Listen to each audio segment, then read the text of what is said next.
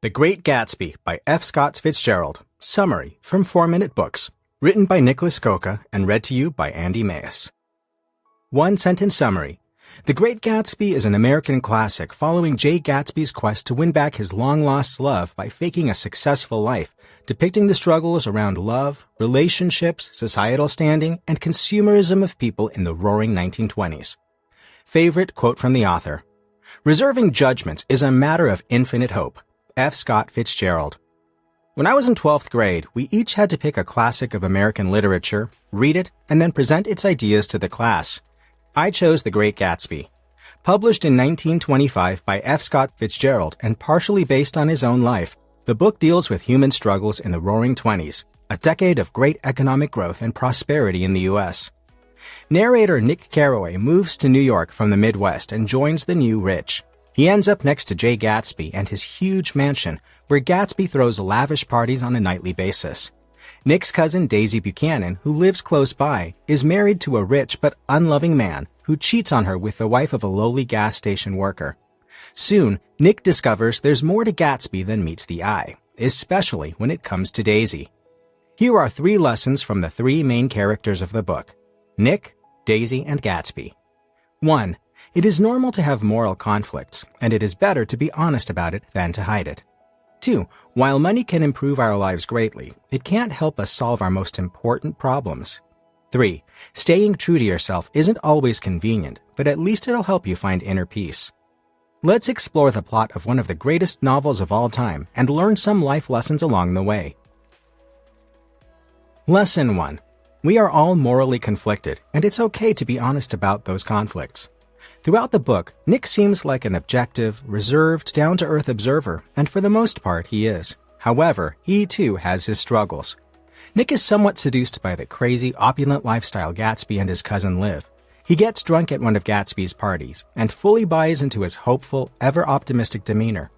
Later, he starts dating Jordan Baker, a successful but poor-mannered golfer and socialite. Nick even facilitates the secret meeting where Gatsby and Daisy rekindle their love and begin an affair. Nick prides himself on being a simple man and not judging others, and the more time he spends amid rich but despicable people, the better he sees through them. But he is not flawless, and he never really addresses his own shortcomings. By the end of the book, Nick moves back Midwest, having had enough of rich people's drama, but he'll still need a fair amount of introspection to truly learn his lesson. None of us are saints. We will all face ethical conundrums at one point or another. It's okay to not be perfect, but it's important to be honest about these dilemmas when they occur, if only to ourselves. Don't try to be a superhero. Sooner or later, you'll crack under the pressure. By the way, did you know that 89% of the people who regularly watch this channel do not subscribe? So if you've ever enjoyed any one of our videos, please do us the honor and hit the subscribe button. It makes a bigger difference than you know, and the more people watch, the higher quality summaries we can create. Thank you, and let's get into... Lesson 2. Money can solve many problems, but not the most important ones in life. As he spends time with the people around him, Nick discovers their secrets. One is that Tom Buchanan, Daisy's husband, has a mistress named Myrtle, whom he even rents an apartment for in the city. Tom also has anger and drinking issues. Daisy, of course, knows all of this and is deeply unhappy in her marriage, not least because she secretly loves Gatsby. Gatsby, in turn, made all his money illegally from smuggling alcohol and only pretends to be smart and rich so he can get back together with Daisy. All of the characters in the book have food, shelter, and plenty of time and money to spare, yet none of them are happy because the hard work that self-awareness and good relationships require is not something money can do for us. Daisy most represents this issue. When confronted by Tom and Gatsby to choose either one or the other, she can't make up her mind. Ultimately, however, she clings to Tom and his legally made money, despite him not respecting, let alone loving her. Some people go to great lengths to get rich, but then find they still feel empty inside. Knowing yourself takes time. So does forming great relationships. Money can get you warm and fed and distracted, but it can't put meaning into your life. That's something only you can do through reflection, kindness, and self-actualization. Now, before we get into lesson number 3, if you love learning and growing thanks to books like this one, you should download our free list of the 7 best self-help books of all time. After summarizing over 1,000 books, we handpicked these 7 top titles and curated them in a beautifully designed, easily skimmable PDF. It will help you pick your next great self-improvement read. Just enter your email using the link below this video, confirm in your inbox, and we'll instantly send you the list, free of charge.